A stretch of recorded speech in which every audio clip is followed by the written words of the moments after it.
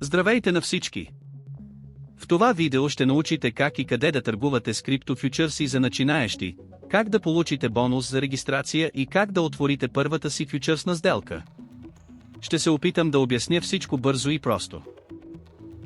За начинаещи Binance е най-добрият избор. Той предлага най-широкия избор от инструменти за търговия. Binance е мощна и надеждна платформа, която предоставя на начинаещите всичко необходимо за уверен старт, простота, сигурност, ликвидност и възможност за постепенно преминаване от прости покупки на криптовалута към по-сложни финансови транзакции. Освен това Binance е криптоборса номер 1 в света. Внимание! Бонусът се активира, когато регистрирате нов акаунт, така че, моля, следвайте инструкциите във видеото. Ако вече сте създали акаунт, можете да го изтриете и да създадете нов, както е показано в това видео, за да сте сигурни, че вашият кешбек бонус е активен. Ако нямате акаунт, нека да продължим с регистрацията. Нека отидем на уебсайта на борсата Binance. Нека преминем към регистрационната форма. Посочваме твой имейл. След това трябва да потвърдите, че сте човек.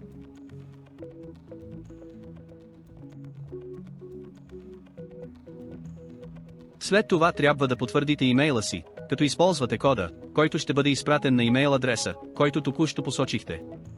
След това трябва да измислите парола. След това, много важна стъпка, на тази страница трябва да въведете бонус кода, който ще бъде в описанието под видеото. Този код ще ви даде 20% кешбек при спот търговия. След това ще трябва да верифицирате акаунта си. Не се притеснявайте, това е бърз и интуитивен процес. След верификация, вашата търговска сметка ще бъде активирана и всичко, което остава да направите, е да заредите баланса си и да започнете да търгувате с фючърси.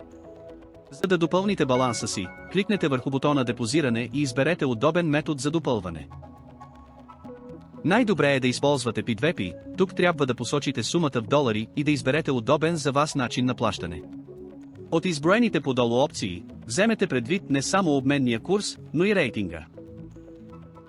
След това трябва да изберете опцията, която ви подхожда, и да кликнете върху Купи USDT. USDT, или Tether, е най-голямата стабилна монета, обвързана с щатския долар в съотношение 1:1 и служеща като негов дигитален еквивалент. Ще ни е необходим USDT, за да купуваме и продаваме фючърси, както е показано по-късно във видеото. След като кликнете върху Купи USDT, ще трябва да завършите плащането съгласно интуитивните инструкции.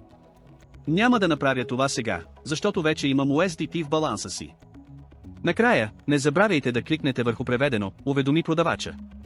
След като продавачът потвърди получаването на плащането, средствата ще бъдат кредитирани във вашата сметка. След като USDT пристигнат във вашата сметка за финансиране, ще трябва да ги прехвърлите към вашата фючърсна сметка. За да направите това, отидете в секцията за търговия с фючърси. Намерете бутона прехвърляне. След това изберете откъде да се прехвърлите. Финансиране и къде. Фючърси USDM. Това е всичко, вашите средства вече са в фючърсната сметка. Сега можете да направите първата си сделка. Нека купим фючърси на биткоин. Ще ви покажа най-простия пример. Първо трябва да изберем ливариджа.